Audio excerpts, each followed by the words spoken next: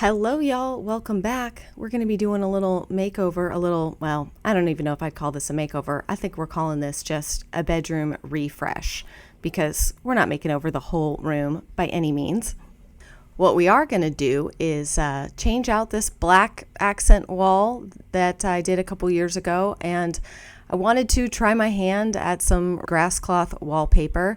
We're going to change out the curtains. I'm going to give my little TV frame a makeover. Got some new bedding for the spring just to kind of lighten up the bedroom and get it ready for spring and summer and a more light and airy feel in here. Not too crazy. We can't be doing all white. I got too many kids for that. But I really, again, wanted to try wallpaper. I have wallpaper for the living room. And before I did that one, I thought, well, let me do this in the bedroom. Number one, because if I make mistakes, I'd rather hide it in here. And number two, because the wallpaper I got for in here is true Grasscloth. And so it's a little bit more forgiving. Wallpaper I got for the living room is not as thick as Grasscloth is. So it, kind of has to be more perfect than this one does. We're going to start how any refresh, makeover, whatever would start. I'm going to move the bed away from the wall, clean, all the dust bunnies that have made their way back there, I swear. And then we're going to prep. I think, as I understand it, this is, again, based off of my research, this is a first-time project for me, like the dresser. Prep for a project like this is the most important piece.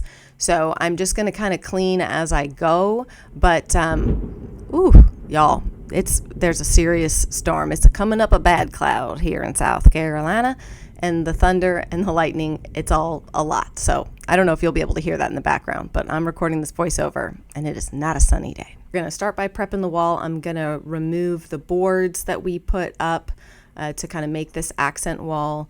I'm going to start by just taking those down, obviously taking off the face plates and everything. With wallpaper, the prep of the wall is the most important part. You want the smoothest, cleanest surface that the wallpaper will adhere to, but also won't have little bumps and lumps and stuff like that underneath it. So I'm just removing nails from where we had things hung up here. And then I'm going to take these boards down that my husband hung for me and do a little bit of sanding, fill in some patches. I am not going to be as particular as I would be if I was using a different kind of wallpaper. Like I said, Grasscloth can be more forgiving. I will link the one down below that I'm going to be using because I found it on Amazon, and for real, true Grasscloth wallpaper, not a faux finish, but a real Grasscloth, this one was by far the most affordable thing that I could find. And I read the reviews. The reviews were really good, really positive. So that's why I decided to go with this one. It's still kind of pricey wallpaper, to be honest, but for real Grasscloth, it was definitely a better price than what I had found other places. So I will link that, as well as the supplies and stuff that I'm using for this project. As always, everything will be linked down below in case you need anything.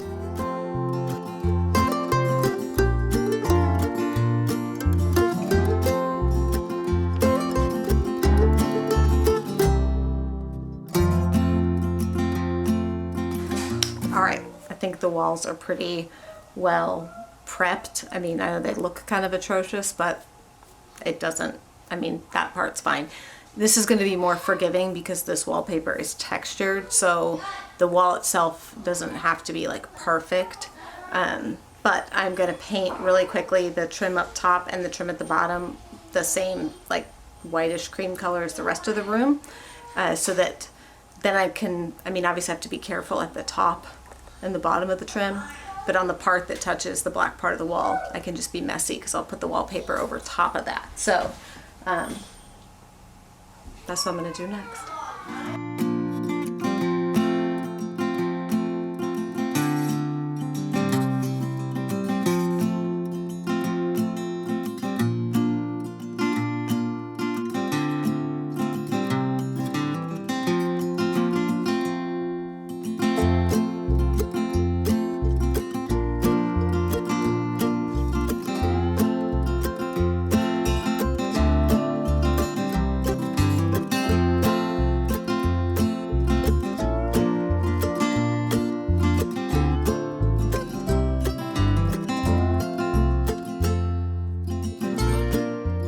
I'm going to measure the wall.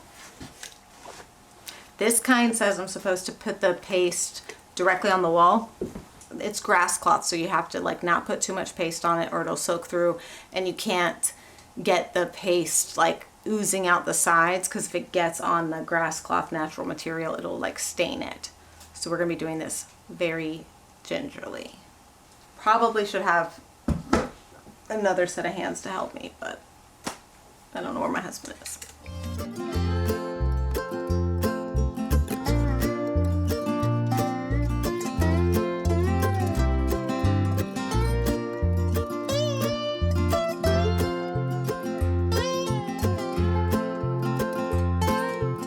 So for this wallpaper, these pieces were, the wallpaper rolls were 3 feet wide, I believe. So I just measured the length of the wall. You want to cut your piece for that wall with about 2 inches on the top and 2 inches on the bottom to spare, to be able to kind of line everything up, move the piece around, and then, you know, use a X-Acto knife type item to cut off the extra at the top and the bottom. So that's kind of what I'm doing, is measuring out the length of the pieces and cutting those. Now this is going to be a little bit different than if you had a wallpaper with a pattern on it, with a design on it. You would obviously need to take this second piece and line up the pattern and then cut, make your, you know, measurements and cuts after that. But with Grasscloth, you don't really do that because it's not going to match up. This is one of those wallpapers that you have to accept that the seams are not going to blend. You're going to see the seams. You just want the seams to meet as perfectly as they can, but the design itself isn't going to line up because this is a natural material with natural variation. So you're not going to have perfectly lined up pieces where you can't see the seams. I think that's part of the reason that, you know, using real Grasscloth that, you know, the wallpaper is 3 feet wide really helps with that, because it gives it that higher end Grasscloth look. If it's real, then that is exactly what you see, is the seam. And you just kind of have to go into it knowing that. So I did quite a bit of research to make sure that I would be okay with that, because in my mind, it's supposed to line up. And I was trying to decide if I thought that would bother me, but it didn't. So the first method that I'm kind of using here is I've put my paste into a bowl and I'm using the big wallpaper brush. This is the first time I've worked with this, so I didn't know how much time I had. So I was kind of trying to hurry. But like I said, you can see that I'm putting it about 2 inches above the wall, and I will cut that off with an X-Acto knife. And then I'm just going down and smoothing it with my hands. This, the pattern, if you will, not even pattern, but the texture of the wallpaper is horizontal. So I was kind of trying to smooth it from left to right and right to left instead of just up and down. Now, what I really did learn here is what I attempted to do was paste half the wall, put it on, then paste the second half of the wall and put it on. That worked great on the first piece. On this second piece, it worked great as well. By the time I got to the third piece, I don't know where I went wrong, but there were bubbles.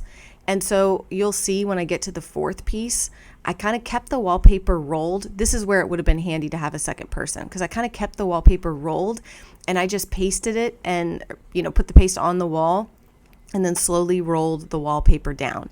Now, again, every wallpaper will have its own instructions. If you are using, you know, this unpasted or pre-pasted, they will tell you if you are supposed to put the paste directly onto the wallpaper or directly onto the wall. Mine said to put it directly onto the wall, not the wallpaper. So that's why I'm doing it this way. You know, I did run into a few complications, and you will see when I get to the last piece that there were some bubbles. I was able pretty well to get those out. It is interesting with a wallpaper like this. It does kind of help hide some of your sins. It doesn't, you know, show them all, but it also means that it, you know, you kind of have to get it from the right angle before you notice the problems. So that is, you know, can be kind of frustrating, right? Because you spend all this time doing it and you don't notice the problem until it's like, oh my gosh, it's too late. It looks like it's drying already. But I was able in the end to get it smoothed out pretty well. And like I said, I did this in the bedroom first because I knew our bed would push right up against the wall and cover up any, you know, mistakes that I made or any areas where there were some bubbles. Once it like fully dried and set, some of those things that I could notice while it was wet were kind of gone. So I do think this textured wallpaper is a little bit more forgiving than others might be.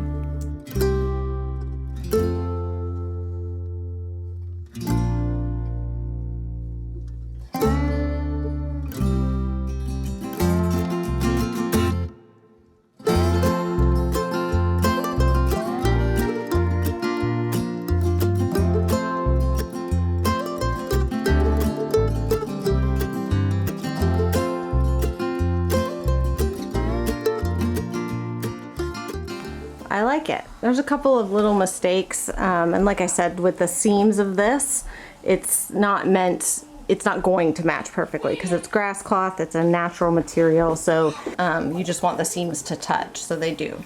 There's no way to like make the patterns match, if you will. I learned some good lessons, so when I go to do my next bit of wallpaper, hopefully I won't make those same mistakes again. I'm gonna finish touching up the trim paint, put the bed back.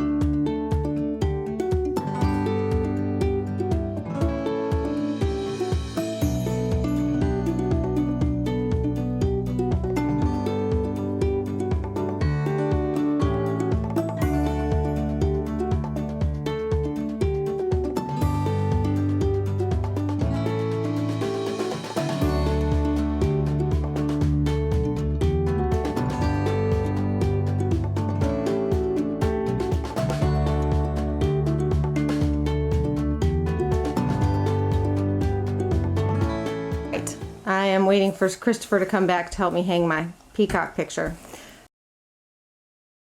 So, got the curtains. They're probably going to be pretty wrinkly.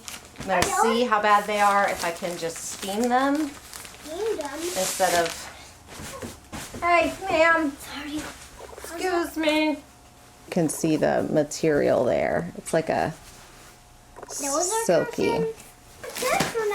It is on. Smile. It is on. Smile. You look just like a peacock. Oh. Oh. Can you show me your feathers? I don't have feathers. Oh. You're prettier than a peacock. All right, so it was a bit hard to hear, but I purchased these curtains on Amazon. I will link them down below. They, I got these because I wanted to purchase this is like a much more affordable curtain, and they get recommended a ton. And so I wanted to purchase them again for our bedroom before I invested more in buying what I need for the front entry of our house. And I also chose to kind of test out the silk fabric that it's kind of got that, I believe it's called like Dupani silk. You can kind of see the threads. There's like horizontal threading through the silk that you can see. They were really beautiful, and I do like them. I think I was a bit spoiled by these CB2 velvet curtains that are so heavy, and I got these longer, and they have the like where they kind of puddle on the bottom, because I believe those were 96 inches. And the other ones I thought, well, I don't know if, I want these silk ones to puddle or whatever. So I got these in 84 inches, I believe. And they were way too short when I hung them on this rod. So that's why you'll see in a second, I end up switching out rods and doing something a little different. So it turns out that those curtains, I forgot, I didn't get them as long as I got the last ones. So they a little short, which is okay because I have a number of drapery rods and hooks, and I didn't love the bronze with the light anyways, so I'm gonna go ahead and change them out for gold ones, and I might bring them down a touch. Plus, for the gold ones, I have like the little drapery hook things as well to help bring them down just a little bit. So, mistake, but a fixable one.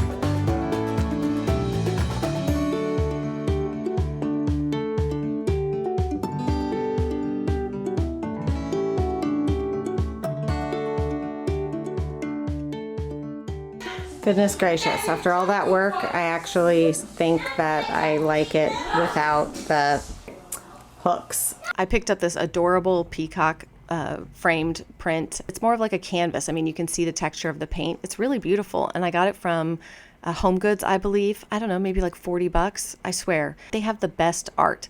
And I got this quilt from Amazon. This is, oh shoot, I think it's a Laura Ashley quilt. I love quilts. I love them so much because I like kind of the heavier feel. And they're not as much fuss as duvets and duvet covers. I don't know. I love the look of those too, but they get too fussy for me and I get irritated. I absolutely adore this quilt. I bought a couple of sets of the Euro shams to go on our bigger Euro-sized pillows up there. It comes with the 2 king shams that go with the set, and then I bought some other like very light blue and white ones to go on our bigger Euro sham pillows, and I love it so much. I will link those as well on Amazon. They have a few different prints that I just think are adorable and perfect for spring, refresh, lightening up, got a little bit of the ruffles. Love it so much. The next little thing I'm going to do, this little project, is to paint my frame TV frame. These things are crazy expensive. If you have a Samsung frame TV, I love them. One of my children set this picture. It is not my picture of choice. I will be changing it. I didn't want to keep the black and gold since we were kind of lightening up the room overall. So I thought, all right, well, I'm certainly not going to go buy a whole new frame for this TV. The things are like $400 or something. So I thought, well, let me just DIY this a little bit. And so I took some of my like cabinet and door paint that I get from Home Depot. This is that color that I bought for the pantry doors, the cocoa malt, that I didn't end up liking, but I'm using it in here. So I painted the black part, and then I was just going to kind of touch up some of the gold parts with this rub and buff, but the rub and buff was definitely a different shade than what was currently on the frame. And this stuff is so easy to apply and use. I mean, this is the most insane product. I know why people love it so much. It's insane. I just went around with the paintbrush and covered up the black on the sides, touched up all the gold, and ta-da, the frame TV goes better with a lighter bedroom. So let's see the grand reveal